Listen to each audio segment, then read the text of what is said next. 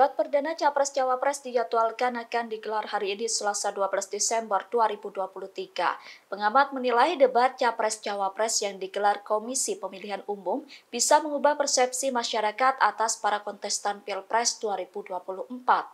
Sehingga debat tersebut bisa merubah hasil survei elektabilitas Capres-Cawapres. Pernyataan itu disampaikan oleh Direktur Eksekutif Parasindiket Ari Nur Cahyo. Menurut Ari, hasil survei elektabilitas berbagai lembaga seperti Litbang Kompas merupakan cerminan kondisi masyarakat saat ini berdasarkan emosional dalam menjatuhkan pilihan. Ia menilai dengan adanya debat akan mempengaruhi dimensi rasionalitas pemilih.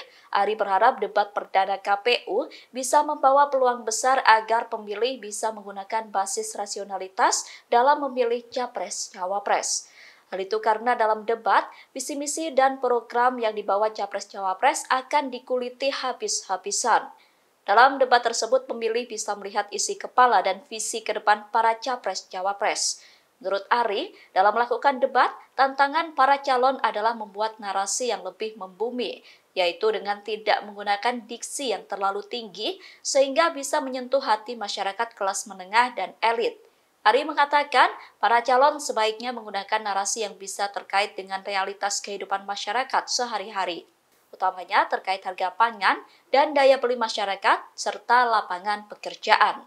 Mantan Sekjen Partai Rakyat Demokratik atau PRD Petrus Haryanto memberikan kritikan keras kepada Budiman Sujatmiko menjelang debat perdana Capres-Cawapres yang mengangkat tema HAM. Kritikan itu disampaikan dalam konferensi pers korban pelanggaran HAM tahun 1998 yang digelar pada Selasa 12 Desember. Petrus memperingatkan Budiman bahwa masih ada 4 sahabatnya yang belum pulang selesai penculikan saat reformasi 1998. Ia juga mengingatkan bahwa mereka pernah ada di dalam penjara yang sama saat reformasi 1998.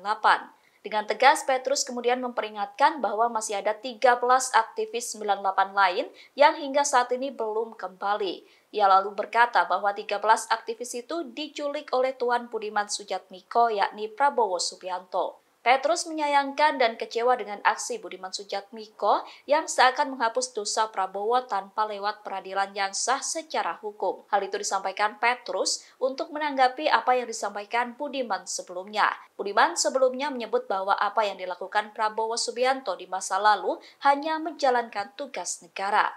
Sahabat saya selama bertahun-tahun di dalam sel penjara, saya mengingatkan kepada Budiman Sujatmiko, masih ada 4 kawanmu yang saat ini belum kembali. Masih ada aktivis-aktivis lain yang juga belum kembali. Total ada 13 aktivis yang diculik oleh tuanmu sekarang ini. Dirimu menyatakan bahwa apa yang dilakukan oleh Prabowo Subianto adalah tugas negara. Artinya kamu menyatakan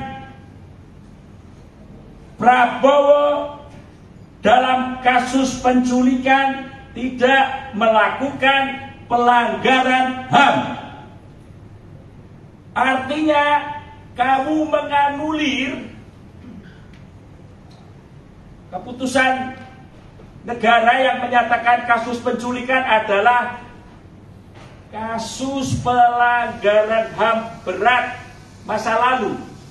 Negara juga telah meminta maaf. Pasangan Prabowo Subianto dan Gibran Rakabuming disebut sulit menang satu putaran meski unggul dalam beberapa hasil survei elektabilitas di berbagai lembaga. Pernyataan itu disampaikan oleh pengamat politik Hendry Satrio Senin 11 Desember. Menurut Hendry, Prabowo Gibran sulit menang satu putaran karena masih mengandalkan nama Presiden Jokowi untuk meraih elektabilitas. Seperti diketahui, selama ini Prabowo selalu berjanji melanjutkan program-program Jokowi jika berhasil memenangkan Pilpres 2024. Hendri menduga bahwa Prabowo Gibran akan sulit menang satu putaran karena terus mengandalkan Jokowi. Bahkan Hendri menilai posisi Prabowo Gibran akan terancam jika Pilpres berlangsung 2 putaran. Hendri lantas menyinggung beberapa hal yang disorot publik terkait kontroversi Prabowo Gibran. Salah satunya adalah kontroversi putusan Mahkamah Konstitusi atau MK yang meloloskan Gibran maju Cawapres. Selain itu, ia juga membahas soal polemik joget ala Prabowo selama kampanye Pilpres 2024.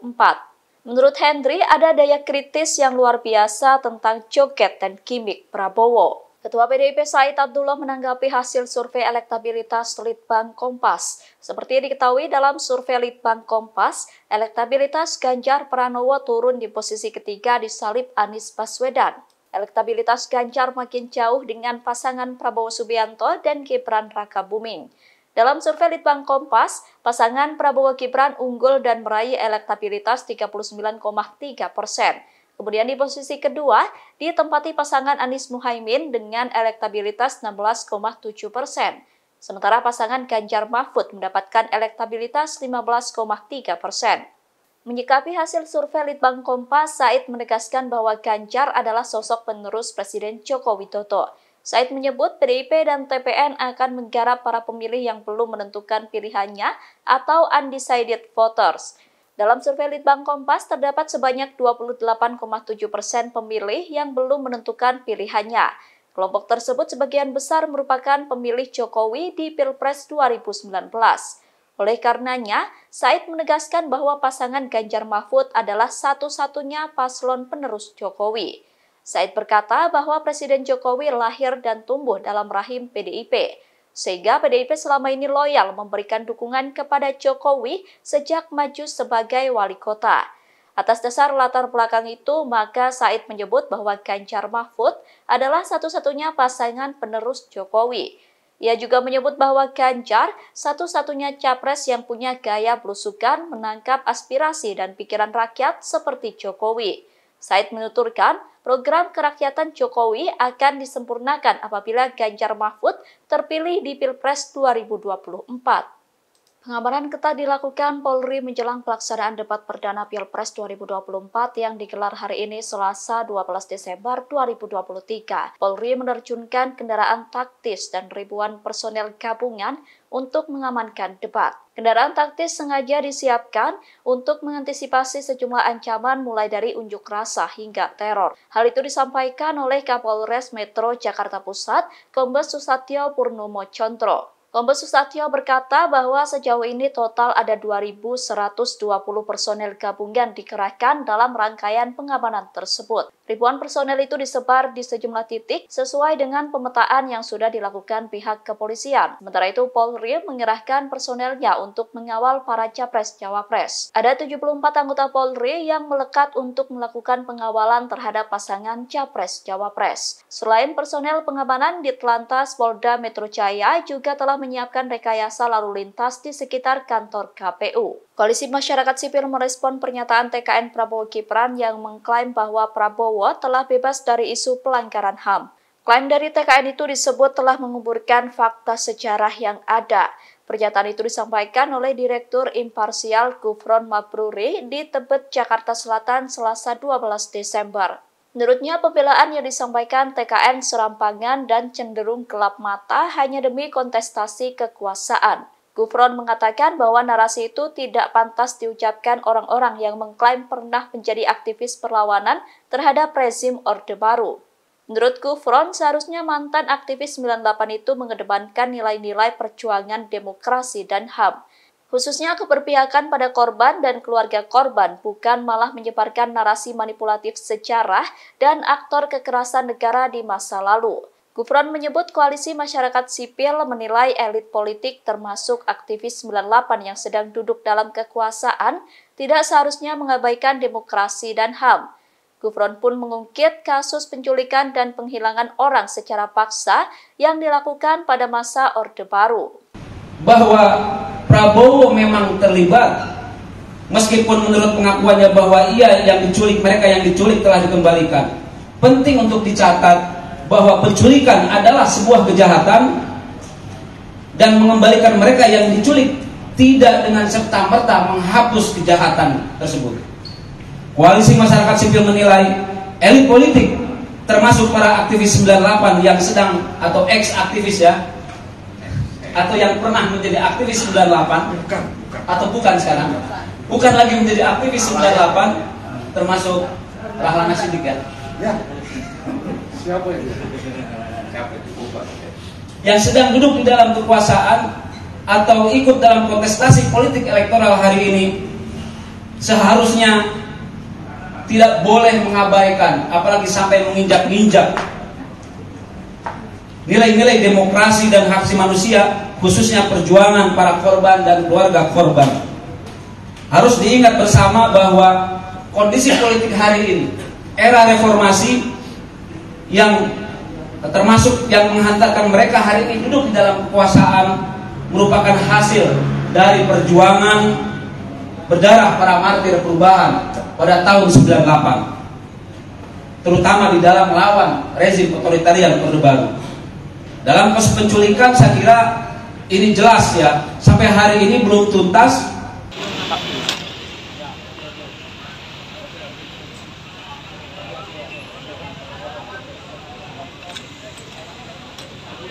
Sore Pak Mahfud. Mahfud. Sore Pak. Selamat sore. Assalamualaikum Prof. Cawapres nomor urut 3 tiba di Gedung High-End Jakarta Selasa 12 Desember 2023. Mahfud MD tiba didampingi oleh sang istri Zaizatun Nihayati. Cawapres Mahfud MD tampak mengenakan baju berwarna putih dan berpeci hitam. Kedatangan Mahfud MD disambut oleh tim pemenangan nasional atau TPN yang telah berada di Gedung High-End. TPN Ganjar Mahfud pun kompak mengenakan pakaian bertemakan hitam putih dalam menyongsong debat Capres. Mereka mendatangi Gedung High-End sebelum berangkat ke KPU RI untuk melakukan debat perdana Capres. Pasangan Ganjar Mahfud berkumpul terlebih dahulu di Gedung High-End untuk berangkat bersama. Hal itu dikonfirmasi oleh Ketua TPN Ganjar Mahfud, Arsyad Rashid. Arsyad mengatakan bahwa Ganjar siap menghadapi debat Capres pertama yang bertemakan HAM, pemerintahan hingga pelayanan publik. Ia berharap masyarakat bisa mengenali Ganjar seutuhnya sebagai calon pemimpin setelah debat berlangsung.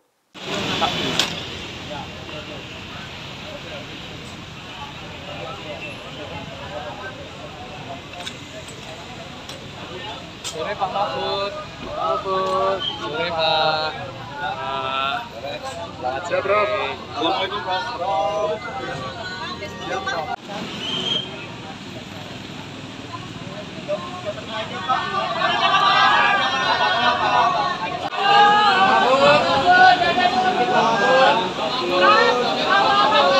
Assalamualaikum warahmatullahi wabarakatuh. Selamat malam dan salam sejahtera untuk semuanya. Bismillahirrahmanirrahim. Negara hukum menempatkan hukum sebagai rujukan utama untuk memastikan hadir rasa keadilan, memberikan kebermanfaatan, dan memberikan kepastian kepada semua. Ini harus dipegang teguh oleh pemegang kekuasaan, baik yang di puncak dan seluruh jajaran. Tapi apa yang terjadi? Banyak aturan ditekuk sesuai dengan kepentingan yang sedang memegang kekuasaan. Apakah ini akan diteruskan? Tidak. Ini harus diubah, ini harus dikembalikan. Kemudian kita menyaksikan betapa pada hari-hari ini tatanan ketika kita menyelenggarakan pemerintahan sering tidak sesuai dengan prinsip-prinsip hukum yang kita pegang. Karena itulah kami melihat perubahan ini harus kita kembalikan. Negara ini adalah negara hukum, bukan negara kekuasaan. Dalam negara hukum, kekuasaan diatur oleh hukum. Dalam negara kekuasaan, hukum diatur oleh penguasa. Dan kita tidak menginginkan itu terjadi. Pada saat ini, kalau kita lihat hukum itu harusnya tegak begini. Inilah hukum. Dalam kenyataannya, dia bengkok. Dia tajam ke bawah, dia tumpul ke atas. Dan kondisi ini tidak boleh didiamkan, tidak boleh dibiarkan, dan harus berubah. Karena itu kita mendorong perubahan. Kita sadar, dan saya sadar sejak muda saya telah mengangkat sumpah untuk membela Pancasila dan Undang-Undang Dasar 45. Di dalam Undang-Undang Dasar 45, di situ pendiri-pendiri bangsa kita mendirikan sebuah republik. Republik itu harus didasarkan atas hukum dan kedaulatan rakyat. Itulah perjuangan saya selama ini.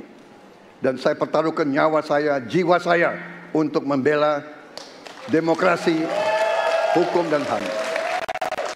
Kita paham, kita mengerti masih banyak kekurangan. Tetapi kita harus bersyukur di tengah dunia yang penuh tantangan ketidakpastian, di mana terjadi perang di mana-mana, di mana negara-negara begitu banyak yang terjadi perang saudara, kerusuhan, Indonesia masih aman, Indonesia masih damai, Indonesia masih terkendali, harga-harga masih terkendali, ekonomi untuk rakyat kita masih aman. Karena apa? Karena kepemimpinan. Karena apa? Karena manajemen negara yang berhasil. Saudara-saudara, apakah di tengah 280 juta rakyat masa tidak ada kekurangan?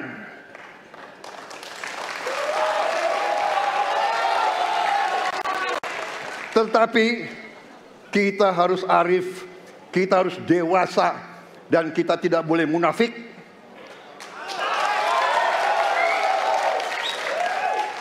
Pemimpin itu ingarso sung telodo, harus memberi contoh. Saudara-saudara sekalian, Prabowo Gibran, kita akan perbaiki yang harus diperbaiki. Kita akan tegakkan apa yang perlu ditegakkan.